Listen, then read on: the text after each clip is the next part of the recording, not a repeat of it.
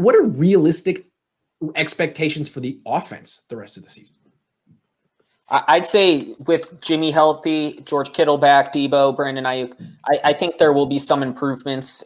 I think a lot of people want Garoppolo to be a top 7, top 8 quarterback, and I think that might be pushing it a little bit. But if he can just be in that 8 to 11, 8 to 12 range, that's good enough to get them pretty far. And with Raheem Mostert back, there's going to be speed in the backfield. They're going to have 2 jet sweep monsters as receivers. And I think that's just going to be dangerous for a lot of teams to defend. And like you said, how is Seattle going to stop them? Russell Wilson might put up 30-plus points, but how are the Seahawks going to stop the 49ers offense? Good point.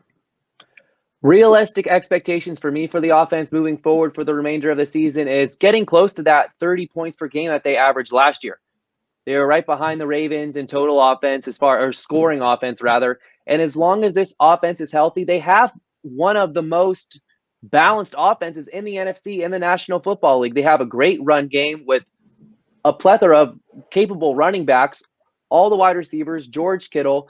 If Jimmy Garoppolo plays like he played in 2019, or even the final 5 games of the 2017 season, there's no reason why to believe this offense can't be one of the best in the NFL, have that 30 points per game total, and really carry this team moving forward. I'll say this.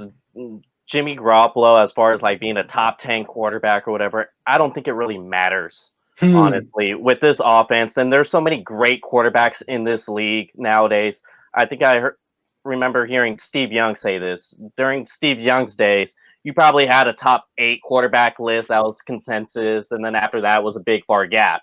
Mm-hmm. With nowadays, you'd be going to 15, 17, 18 of the best quarterbacks in the league. So I don't think it really matters at this point. What Nick said is right on the money. You get to 30 points per game. This defense has given out the least amount of red zone opportunities, which was 6 in 4 games span. I don't care who's the offense on the other side. If you're giving up 6 red zone opportunities in 4 games, that just shows what you're doing defensively. And that's not mentioning players that are coming back like Ronald Blair, Julian Taylor, Richard Sherman, Emmanuel Mosley.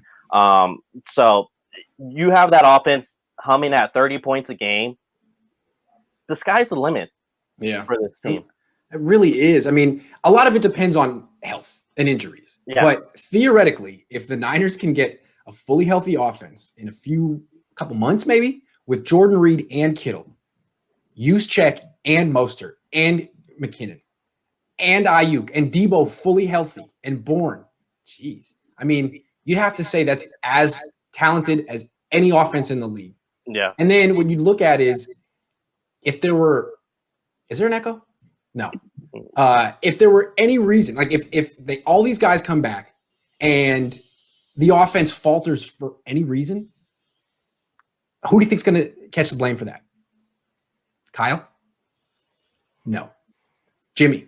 So what's interesting is very high expectations, high ceiling, and if all these people come back and are healthy, they're going to have to produce. And if they don't, quarterback's going to get blamed because that's the way the NFL always is. So it's kind of interesting. They've raised the stakes for themselves and for Jimmy. They've given him everything they can. I mean, next year, Ayuk will be better and Debo will be better and everyone will be a little bit more experienced and older. But right now, this is a hell of a supporting cast. And I think minimum by November, they're going to want 27, 28 points a game.